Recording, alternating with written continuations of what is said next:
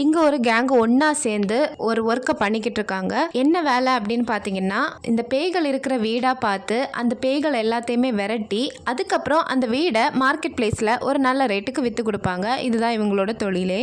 இந்த குரூப்ல இருக்க ஒவ்வொருத்தருக்கும் ஒவ்வொரு வேலை உண்டு. இதுதான் நம்ம ஹீரோ. இவருக்கு அந்த வீடை வாங்கி விற்கிறதுக்குள்ள ப்ரொசீஜர்ஸ் எல்லாமே பண்ணுவாரு. இன்னொருத்தர் அந்த வீட்டோட ஹிஸ்டரி எல்லாமே நல்லா அலசி ஆராய்ஞ்சு எடுத்துருவாரு. இன்னொருத்தர் இருக்காரு. அவர் என்ன பண்ணுவார்னா, அந்த பேயை கண்டுபிடிக்கிறதுக்கான விரட்டுறதுக்கான விஷயங்கள் எல்லாமே பண்ணுவாங்க. ரெண்டு பொண்ணுங்க கூட இந்த கேங்ல இருக்காங்க. ஒரு பொண்ணு என்ன பண்ணுவாங்கன்னா, அந்த பாடிஸ் எல்லாம் எங்க அடக்கம் பண்ணியிருந்தாங்க அந்த டீடைல்ஸ் எல்லாம் எடுத்து கொடுப்பா. இன்னொரு பொண்ணு கஸ்டமர் கிட்ட டீல் பண்ற விஷயங்கள் எல்லாத்தையுமே பாத்துக்கிடுவா. ஒரு நாள் இவங்களுக்கு ஒரு பேயை விரட்டுறதுக்குள்ள பெரிய ப்ராஜெக்ட் கிடைக்குது. சோ அந்த பேயை விரட்டுற ஆள் போய் செக் பண்றாரு. அங்க போய் அவரோட எக்யூப்மெண்ட் வச்சு செக் பண்ணப்போ அந்த வீட்டுல நிறைய பேய் இருக்கிறது மாதிரி தெரியுது. இதை பார்த்ததும் பயங்கரமா ஷாக் ஆயிடுறாரு. ஆக்சுவலா இந்த வீட்டுல ஒரு பொண்ணு குடி இருக்கா. அவளோட தாத்தாவோட பரம்பரை சொத்தை வாங்கி அங்க புதுசா குடி வந்திருக்கா. இவ ஒரு மெடிக்கல் ஸ்டூடெண்ட்னால ஒரு நாள் நைட் இருந்து படிச்சுட்டு இருக்கும்போ அவளோட புக்ல இருக்க ஒரு போட்டோ பயங்கரமா இவளை பார்த்து சிரிக்கிற மாதிரி இருக்கு. இதை பார்த்து பயந்து அந்த புக்கை தூக்கி போடுறா. கொஞ்ச நேரத்திலே அந்த இடத்துல நிறைய அமானுஷ்ய விஷயம் நடக்குது.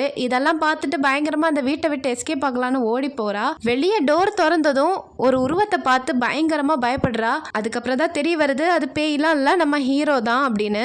இந்த நேரத்துல வந்ததுக்கு ரொம்ப சாரி. இந்த வீட்டை பத்தி உங்ககிட்ட கொஞ்சம் விஷயங்கள் பேசணும் அப்படின்னு சொல்லிட்டு கையோடனே அந்த பொண்ணை ஒரு காஃபி ஷாப்க்கு கூட்டிட்டு போறா. அதுக்கப்புறம் அந்த வீட்டை பத்தின பிரச்சனைகள் எல்லாத்தையுமே எக்ஸ்பிளைன் பண்ணி என்னால உங்களுக்கு ஹெல்ப் பண்ண முடியும் அப்படின்னு சொல்றான். ஓகே அப்படின்னு ஒத்துக்கிட்டு அந்த பொண்ணு அந்த இடத்த விட்டு போறாங்க. இப்போ அந்த வீட்டை பத்தின ஹிஸ்டரி எல்லாம் எடுங்க அப்படின்னு சொல்லிட்டு அந்த வேலையை பாக்குறவங்க கிட்ட இன்ஃபார்ம் பண்றாரு. ஆனா எவ்வளவு தேடியுமே அந்த வீட்டோட ஹிஸ்டரி அவங்களுக்கு கண்டுபிடிக்கவே முடியல.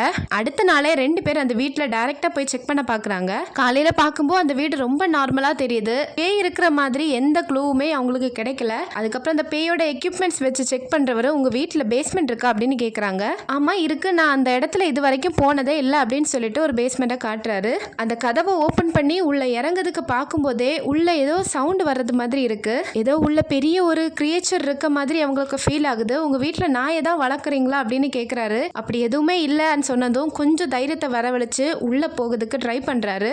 அப்போ டக்குன்னு ஆஸ்டின் திரும்பி பார்க்கும்போது படிக்கட்டுல ஒரு பேய் கையில கத்தியும் வச்சுட்டு இருக்க மாதிரி இருக்கு. உடனே அந்த பொண்ணு கிட்ட இங்க யாராவது அமானுஷமா இறந்துட்டாங்களா, உங்க தாத்தா உண்மையிலே இங்க தான் இறந்தாங்களா இல்ல வேற ஏதாவது பிரச்சனையில இறந்தாங்களான்னு கேட்காங்க. அப்படி எதுவுமே இந்த வீட்டுல நடந்த மாதிரி எனக்கு தெரியல. எங்க தாத்தாவும் ஹாஸ்பிட்டல்ல முடியாம தான் இறந்து போனாங்க அப்படின்னு இன்ஃபார்ம் பண்றா. உள்ள போனவருக்கு ஒரு பயங்கரமான சவுண்ட் கேட்டுக்கிட்டே இருக்கு. அதை ஃபாலோ பண்ணி போய்கிட்டு இருக்கும்போ உள்ள நாயை விட பெருசா நாய் மாதிரியே ஒண்ணு இருக்கு. அது பயங்கர கோபத்தோட இவரை கடிக்க வர மாதிரி இருக்கு. அங்கிருந்து பயந்தடிச்சு தப்பிச்சோண்டா சாமின்னு மேல எப்படியோ வந்து அந்த பேஸ்மெண்ட்டையும் க்ளோஸ் பண்றாரு. இந்த மூவியோட நேம் கீழே கமெண்ட் பண்றேன். இன்ட்ரெஸ்டிங்கா இருந்துச்சா இல்லையான்னு மறக்காம ஷேர் பண்ணுங்க. இன்னொரு வீடியோல பார்க்கலாம். பாய்.